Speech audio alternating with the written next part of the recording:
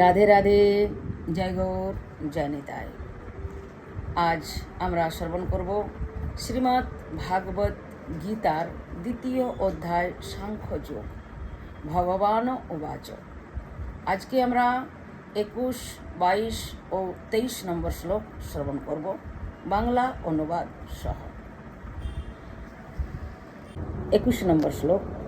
বেদ বিনাশীনম নিত্যম এনম জমবায়ম কথম স পুরুষ পার্থ কম ঘাতয়তি হন্তি কমা।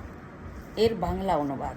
হে পার্থ, যিনি এই আত্মাকে অবিনাশী, নিত্য, অজ এবং অব্যয় বলিয়া জানেন, তিনি কিরূপে কাহাকেও বা হত্যা করেন এবং কাহাকেও বা হত্যা করান।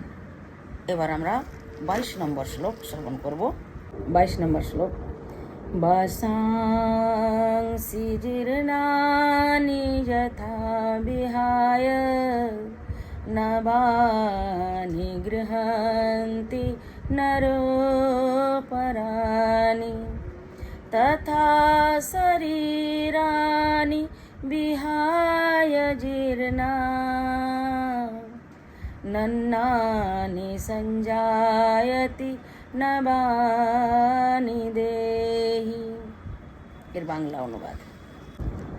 মানুষ যেমন জীর্ণ বস্ত্র পরিত্যাগ করিয়া অন্য নতুন বস্ত্র গ্রহণ করেন, আত্মা সেইরূপ জীর্ণ শরীর ত্যাগ করিয়া অন্য নতুন শরীর গ্রহণ করেন। এবার আমরা 23 নম্বর শ্লোক শ্রবণ করব। 23 নম্বর শ্লোক। নৈনম ছিন্দন্তি শাস্ত্রাণি নৈনম দহতি পাবকঃ ন চৈনম ক্লেদয়ন্তাপো ন শোষয়তি মারুতঃ। এর বাংলা অনুবাদ। বাংলা অনুবাদ। কোনো শাস্ত্র এই আত্মাকে ছেদন করিতে পারে না, অগ্নি ইহাকে দহন করিতেও পারে না, জল ইহাকে আর্দ্র করিতে পারে না এবং বায়ু ইহাকে সূক্ষ্ম করিতে পারে না। আজ এই পর্যন্তই।